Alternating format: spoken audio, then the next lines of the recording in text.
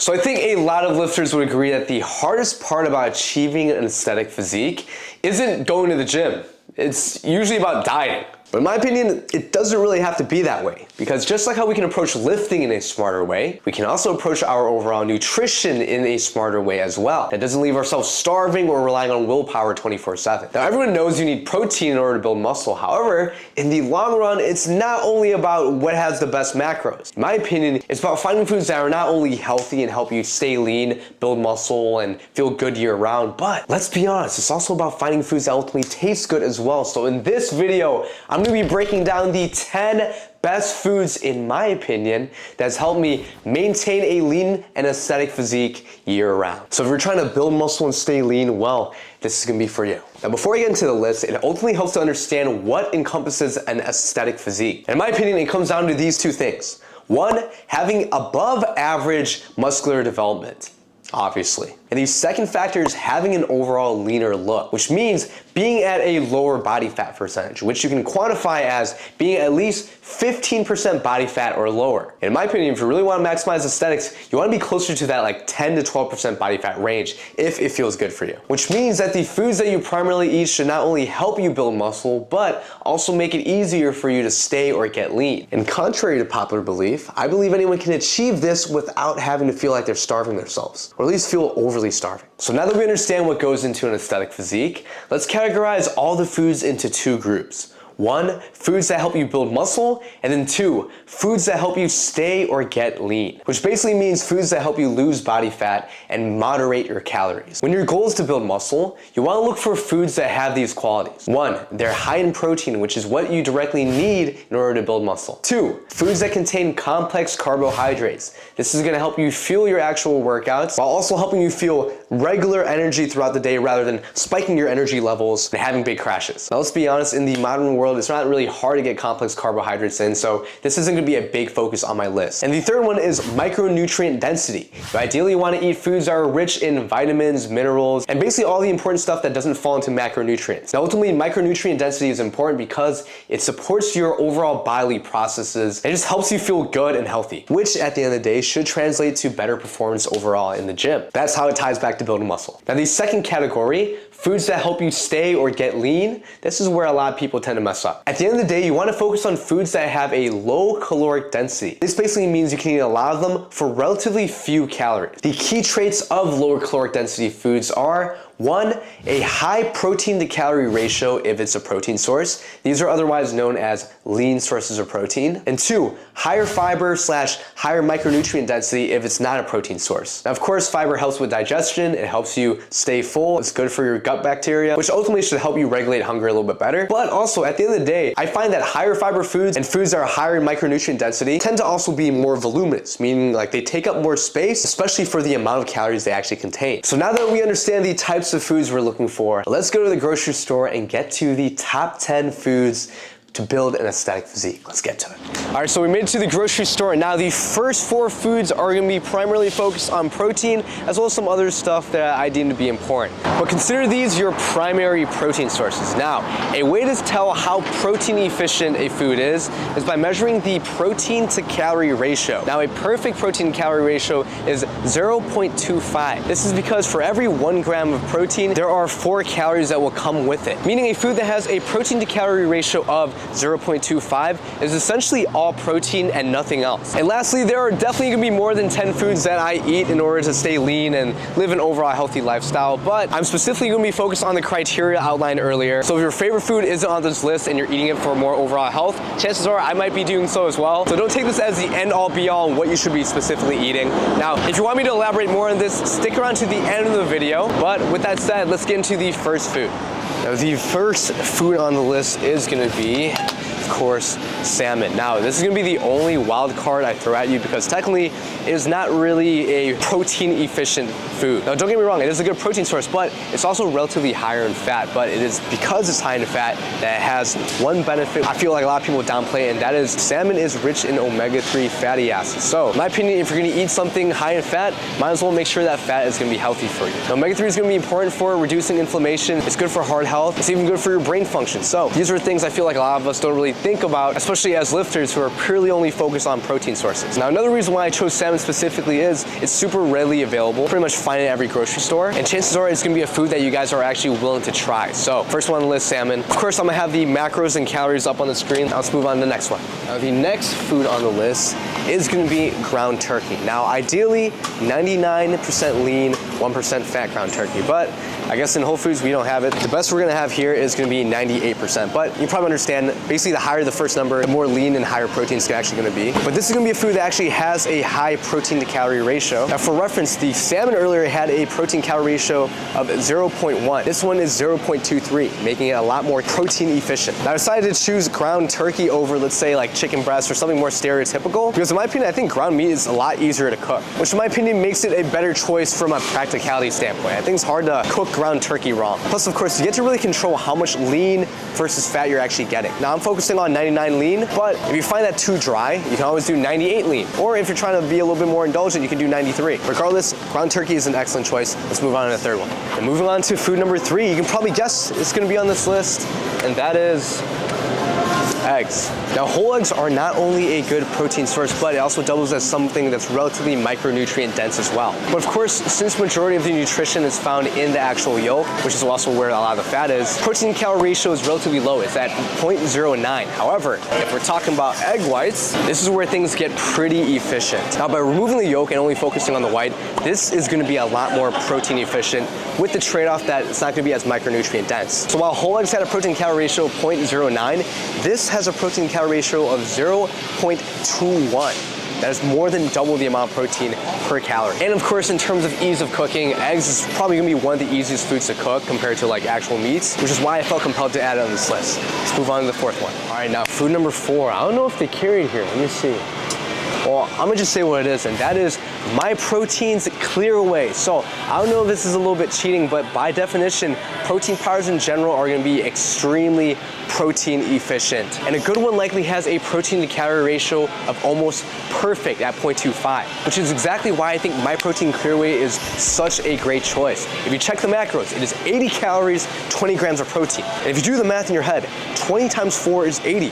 Meaning, MyProtein Clear Whey is technically 100% protein. Now, realistically, there's probably like less than 1 carb in there, but it is likely the most protein efficient food that you can consume on the planet. I'm not saying that you need to take protein powder or anything, but if you find it hard to hit your protein intake, or you're trying to moderate your calories while also having a good way to curb your appetite, then yeah, protein powder can be extremely helpful. I say that's almost like cheating because I can't think of anything else that's high in protein that tastes like a juice or like a lemonade, you know what I mean? When you think about protein sources, we usually think about like chicken, ground turkey, right? We can think about some fish. It's usually something like meaty, or it's like eggs or dairy. But the fact that you can have something that tastes like lemonade, that's also 20 grams of protein, only 80 calories. I'd be doing you guys a disservice if it wasn't on the list. So if you're interested in trying MyProtein's Clear Whey, they also come in cans now, which are pretty cool, 12-pack cans. You don't even have to mix it. You can use code TPATH for an additional 46% off right now. That is a wicked deal. Let's get on to the 5th food.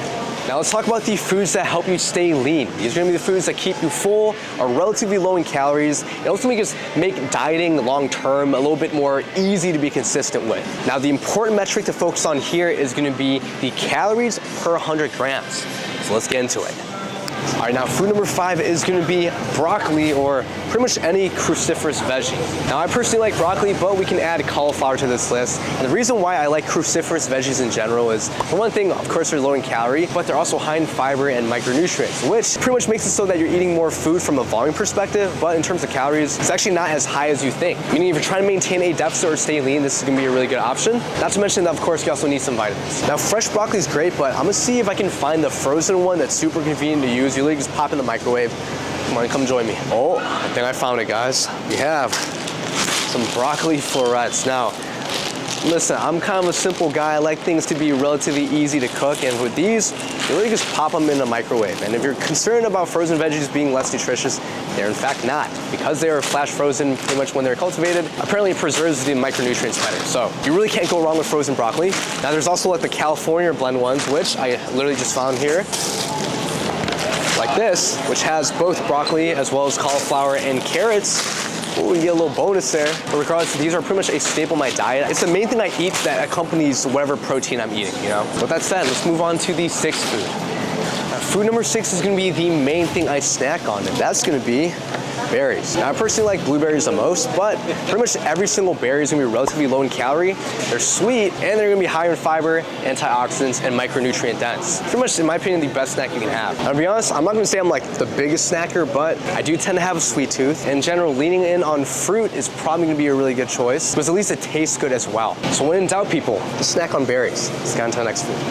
Now, food number 7 is gonna be our main complex carbohydrate source, at least one of them, and what I deem to be the healthiest one, which is gonna be sweet potatoes. Now, the thing about sweet potatoes is that they're pretty low on the glycemic index, meaning it's not gonna like spike your blood sugar or something like that, which in theory should help you like feel a little bit more regulated throughout the day and not have like peaks and dips of energy, at least not as much. But the one thing I feel like sweet potato personally has over the other sources of whole grains and complex carbs is generally is more satiating, meaning it makes you stay full even when you eat it, and it's high in fiber. You can probably kind of see this common link between feeling full and fiber here. So with that said, let's go on to the next food. And number 8 on the list is gonna be pretty much all of this, leafy greens. Now, me personally, I don't like to pick out my own greens unless it's like green leaf lettuce, so let's go into the salad section. Okay, now we made it to the salad section. Let's find my favorite salad.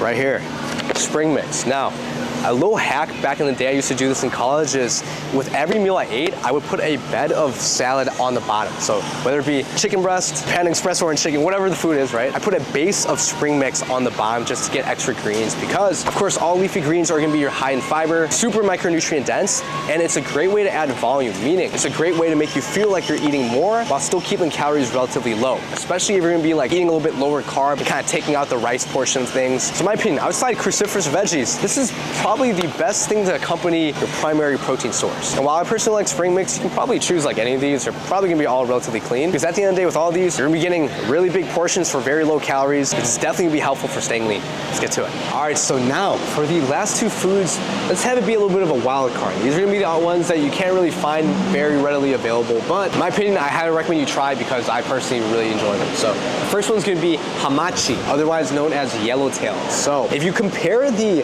macronutrients as well as the omega-3 fatty acid content of yellowtail versus salmon, it kind of sweeps it out of the park. Not only is hamachi more protein efficient, so it has a higher protein to calorie ratio than salmon, with a protein to calorie ratio of 0.16 compared to salmon's 0.1. But here's the kicker. Yellowtail is also higher in omega-3 fatty acids than salmon, which is like the main reason you're eating salmon in the first place. It's getting high protein as well as getting those omega-3s, healthy fats. Now, the only thing I can think of that salmon has above hamachi is the fact that salmon's so much more readily available, right? Hamachi, really, if you're in the US, you're really only gonna be eating it when you have sushi. So perhaps every time you have sushi, maybe you should be ordering yellowtail instead of salmon. That'd be something I recommend personally. And then food number 10 is gonna be Morning Glory. Now, this is gonna be a personal favorite of mine, going back to my Thai roots, but Morning Glory, in my opinion, in a stir fry, is probably one of the best tasting veggies. And in my opinion, it's a great way to sneak in veggies while still not feeling like you're eating like a salad or something like spring mix does, or it's not as bulky as a cruciferous veggie like broccoli or something. So if you don't like broccoli and you don't really like salad, perhaps you should try Morning Glory, because it has this cool like stringy texture, and it holds the flavor wherever you're cooking really well. Now, chances are if you never had it, you're probably not gonna be buying it and cooking it at home. So instead, next time you go to a Thai restaurant, maybe ask for some stir-fried Morning Glory. Or if you really want to impress them, you can say, "Kha pak boom, pak boom." It's Morning Glory in Thai. So now you're on your way to an aesthetic physique, or hey, maybe you already have an aesthetic physique. Well, a great way to better present that physique is by having nice gym clothes, which is where my sponsor, AYBL, comes into the mix. You see me walking around with this AYBL seamless tee pretty much everywhere I go. I think it's one of the best fitting tops, especially for the price. I also got these gothic oversized sweats on right now, you know? Look pretty decent in my opinion. I'm not gonna lie, I've been kind of living in these sweats recently, you know? Now, AYBL restocked a bunch of their clothes. I know for a while they were like out of stock on these for like 2 months, and I was saying it's in stock, but then their stuff started getting delayed. They wouldn't tell me, it was just kind of a little bit of a mess, but they're finally back in stock. So if you're gonna check it out, definitely use code PASS for additional 10% off. And honestly, just act on it now. Go get the clothes before they go out of stock and you have to wait another few months for it. Now, I don't anticipate that happening in the future, but you never really know with things like this. So consider checking out the website, picking some stuff up if you want to upgrade your gym wardrobe. With that said, let me sit back down and get into the final closing thoughts on this food list. So at the end of the day, I think I gave you some pretty compelling reasons why these 10 foods are the ones I chose in this video. But of course, there's so many different foods out there, and a lot of them are probably gonna serve a similar purpose. Just in my opinion, maybe not as well for getting an aesthetic physique, but ultimately, I encourage you to find foods that you personally enjoy the most, right? When it comes to eating healthy enough to get lean and stay lean for the long term, you can't really rely on willpower. You need to ultimately find stuff that you enjoy. Now, I got to a place where personally, I pretty much more or less enjoy every single thing I eat. I'm still able to maintain my body composition year round. I can even do it around the world. You know, I took an Asia trip, still staying relatively lean, because at the end of the day, if you're prioritizing lean sources of protein, it doesn't even have to be anything on this list, as well as lower calorie dense foods such as vegetables, fruits, a moderate amount of complex carbohydrates, you essentially have the foundation to have a diet that helps you build muscle and stay lean long term. So now it's just a matter of cooking it in a way that you personally enjoy, or eating out and finding foods that really fulfill these same requirements, which if you don't think is doable, I mean, check out these past videos I've done on a full day of eating. I'm gonna specifically even link the ones in Asia to make a point about this. But with that said, thank you guys so much for watching this video. Consider leaving a like to support my page. It really helps out. Hit subscribe to level up your physique. Of course, more helpful content and helpful tips to come. So hit the bell notification, get these videos right as they come hot. And I'll see you on the next one. Peace.